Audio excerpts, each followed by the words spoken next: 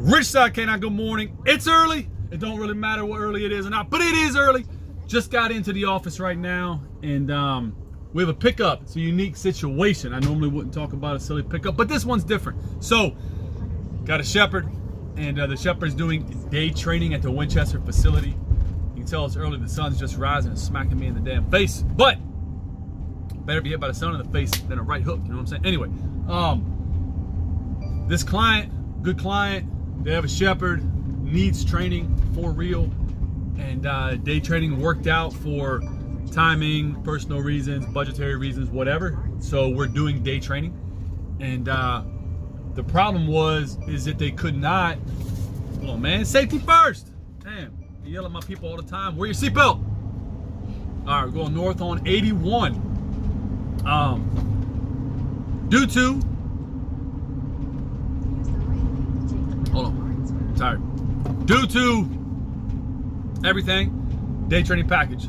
Sounds good. The problem, she can only drive here half the time. So a couple days a week, we need to go pick this dog up, bring it back, train it, and they'll pick it up in the evening. Now, is that financially smart for me to do? Nope. Do I lose money going to pick this dog up? Yep. Do I lose time? Yep. Do I have enough time to spare? Nope.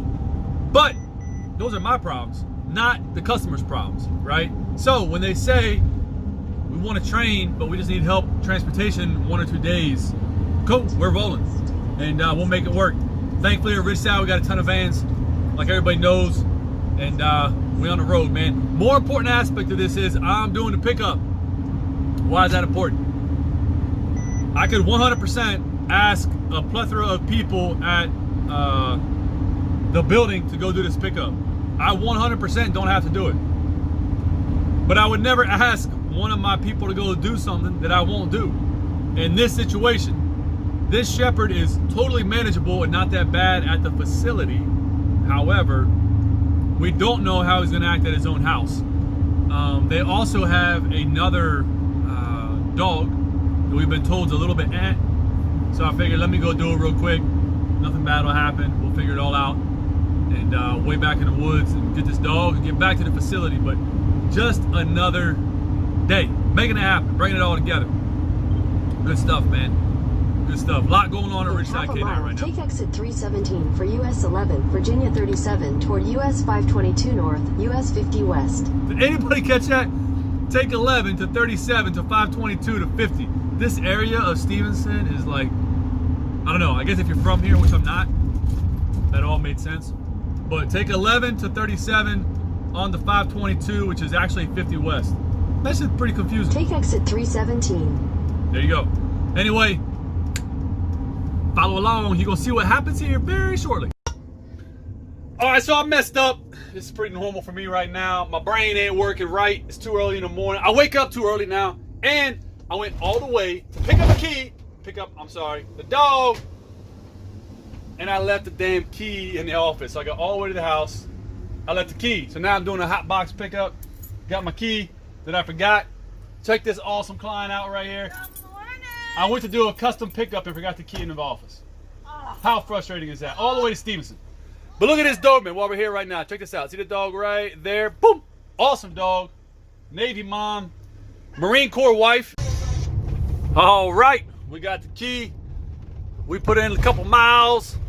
We're way back in the mountains, so I like this. So see what this is a real steep driveway. This camera's probably not doing any justice, but starts as gravel, turns to paved. That's so in the wintertime, it's a hell of a lot easier to get up. No doubt about it. But, kind of off the driveway a little bit. Anyway, get back in here and find this check out that nice dog fence they just put up for this old German Shepherd. Looking good, looking good. I like it. I like it a lot. Let's do this. All right, so we are on location.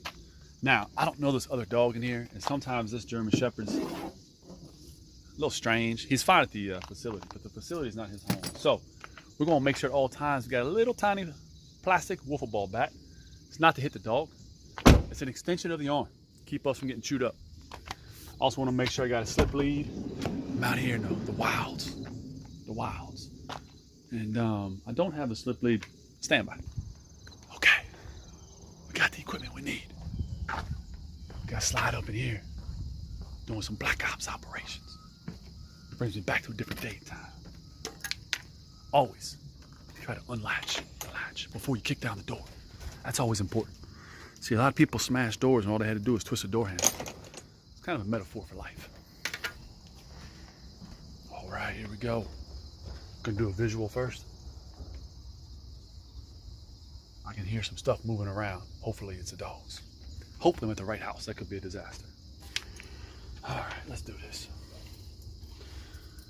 Hopefully the key works. You ever done a search warrant and you get the wrong key? I have. Oh, bad feeling.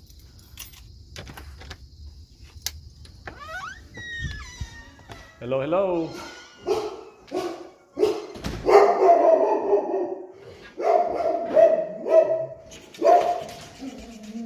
Boy, can I?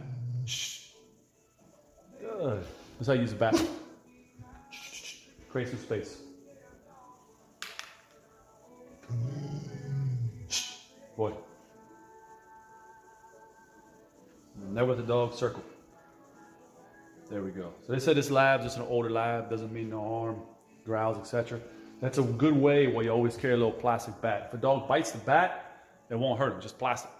But again, the bat's not to hit the dog, it's an extension of your arm, keep the dog away from you. Just like that, I've used this hundreds of times on different dogs. So again, I need to go get the shepherd who's in a crate, but I don't want this lab who's very tense right now circling up behind me.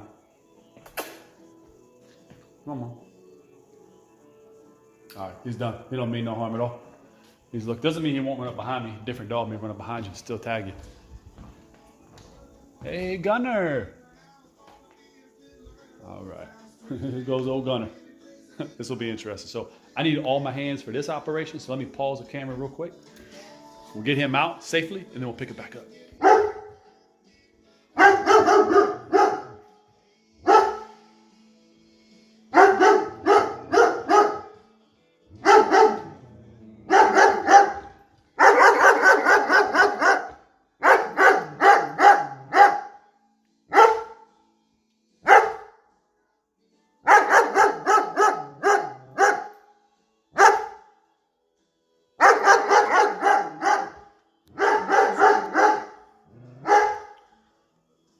So this is what happens a lot when people say, like, come pick the dog up. And I've had this happen so many times, I can't count anymore, but it's a good thing to see, right? The dog's okay in one environment where he doesn't have any control or possessiveness or protective instinct over that environment. Then you come to their home and it's a whole different ball of wax, which is also why at Ridgeside Canine we do turnovers at the client's house. It's very important. All right, so anyway, this is gonna take a minute to get him out of this kennel. He ain't happy at all that I'm here. He knows me for a couple of days, knows my odor, but he ain't happy. So this is a large German Shepherd. This ain't a little kitty cat by any means at all. So let me go talk to him. We'll figure this out. And, also what I'm gonna do, just so you know, I'm gonna pop that door, use my foot to hold it, put a slip lead down the edge of it. Hopefully he'll stick his head out, I'll slip him. And once you got a leash on the dog, you should be fine, unless you're... All right, so no good plan goes unpunished. Pop the latch. He weaseled his little way out. My slip didn't quite catch him where it needed to catch him. So he's kind of fine right now. You just want to watch the level of that tail. And I'm going to lure him over to the door. He clearly wants to go. And hopefully over by the door, I'll get some obedience. So he's going to assume that if he gives me obedience, I'll let him out. And meanwhile, I made friends with this little Labrador right here. He's been hanging tight. So that's cool. But Gunner's kind of being...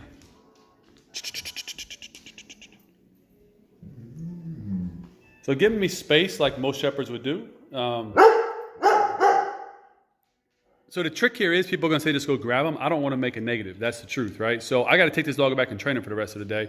And I see the yawn, see the tail dropping a little bit. He's not an aggressive dog at all. He's not a confident dog at all. But these little fearful dogs will also tag the shit out of you if you ain't real careful. So we're going to push over by the door. Again, if he goes to bite me right now, I'm going to hand him this Flexi. Let him bite the damn Flexi. He can smell. Good. So we're good. So if he'll offer a behavior right now, like a sit or anything like that, which he may do, go back to the doors where he wants to go. We're going to use that to our advantage for sure. Give me just a second so I can use both hands. Mission accomplished. sun is bright as hell, boy. Mission accomplished. Dogs in the crate. One thing you don't want to do on pickups, man, is rush. Hold on, man. Glasses are kind of fogging up a little bit. I can't see anything. Better to have the sun than no vision at all. But these are the crate right there. See him? See that big old head? We'll get him out later. His name's Gunner. Like an old machine gunner. Anyway, my advice when you're picking up a dog and the owners aren't there, man, slow down. Go slow. Yes, you can throw a lasso on the dog, use a catch pole, use stuff like this. At times it's necessary. Most of the time, if you slow down, talk less, communicate more, occupy your space, lead with presence, positional influence, stuff like that, you can quickly get control of dogs like this. I'm not saying the dog won't hurt you. I'm not saying that that's appropriate for all dogs. It's not. You can mess around and be in the ER very quickly. But for a dog like this that we kind of know for a few days and we know will show it but really won't bring it, it's okay. It works out. So anyway, full march, hauling ass. It just turned 8 o'clock, man. We're so busy. Hold on. Look at that timestamp. 8:08 in the morning. It's so busy though, like it's 8 o'clock. I've been going for almost 4 hours. And it's just now 8 o'clock. Wow, man, it's stressful, but we are absolutely blessed to the core with the support that Winchester has shown us. You know, we obviously dominate right now in Fairfax and Loudoun County. That's our home. That's our base. That's where we started. That's where we'll finish. That's where we're going back to always. But yeah, man, our first Western location, like a actual dog training center with a ton of options, doggy daycare, you name it, in Winchester, the city of Winchester, county of Frederick. And they've been so supportful to us right now that it's hard to even put into words. We appreciate it. Can't do it without. Look at that right there. There you go. Stand by. Boom. Winchester. We appreciate y'all. Tyler, get your dog. So Tyler gets along with his dog. Somehow I got suckered into picking him up. Let's see if Tyler gets bit. This will be some prime time. I like Mr. Tyler. I know. Now how you want to be, but you don't control shit. I'll see you in a minute. All right. Teamwork, man. Pull up. Bel Air service, baby. So he's going to take him right to the front, head right back out to the back and to our fenced-in area. Look at that, boy. Right back into obedience mindset. That's a really good example of a dog that can be really good here, but then have a lot of confidence back at the house. So nothing wrong with it. That's normal, but it's something you have to acknowledge as a trainer. So if you're doing a lot of turnovers and a lot of training with clients at public places, your facility, things like this, and you never talk about the dynamics of behavioral change when they're inside of their territory, inside the home, you're doing a real disservice to your clients because it is different.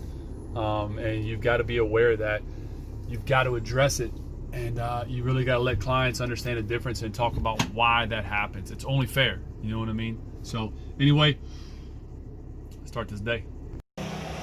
So y'all saw the timestamp, about 8 o'clock in the morning. I think it's like 8:11 right now in the morning, 08:11. But we're rolling. We've been rolling for a while. Little one, what time you wake up? 4:30. Did you wake up? Did the alarm wake you up? Did your mama wake you up? I actually woke up like 5 minutes before my alarm. Damn, Kens, you growing up on us. 19 going on 32. Tyler, what time did you wake up? Yeah, not at 4:30. I can guarantee you that. Or like 5:30. Look at this merchandise, y'all. Tell me it doesn't look sharp. Look at that. Look at those colors. We got a lot more coming, though. And check these out. I put a post on them yesterday. Actually, Little One's mom made these awesome bandanas. Little One, take us in the back. We've sold 3 bandanas. You sold 3? Yeah. Take us in the back. First and foremost, how's that flag look? Very nice. I helped him hang it. You helped him hang it? Yeah. You expect a raise from that? No, I'm just Good. saying I'm strong. It was I like heavy. it. Take us in the back. Show us what's going on at 8 o'clock in the morning. Early, but we're rolling. Is the board up to date? 8, 9, 10, 11, How many day training dogs are 12 missing? dogs. We're missing 3 day training. 12 on deck. We got 3 day training coming, and probably, who knows, maybe 3 or 4 more daycare. Thank you. So what Kenzie does, she runs the back right now. She keeps these lights on. She keeps these lights off so she can take a nap on duty. I'm kidding. She would never do that. And how's everything going back here? Everybody had a good break? Yeah, they all went out when they got here and I'm about to sleep. So tell us what your job here is. What do you do every day? What's the goal? Say we're growing them and we're making them. So Mackenzie is working daycare / intern to be a dog trainer. How long is your intern program? 2 years. 2 years. Not 3 weeks? No. Not 4 weeks? No. Not 1 month? Are you promised anything? No. Are you guaranteed anything? No. Do I tell you every day you can be fired every day? Yes. There you go. That's how you run a business.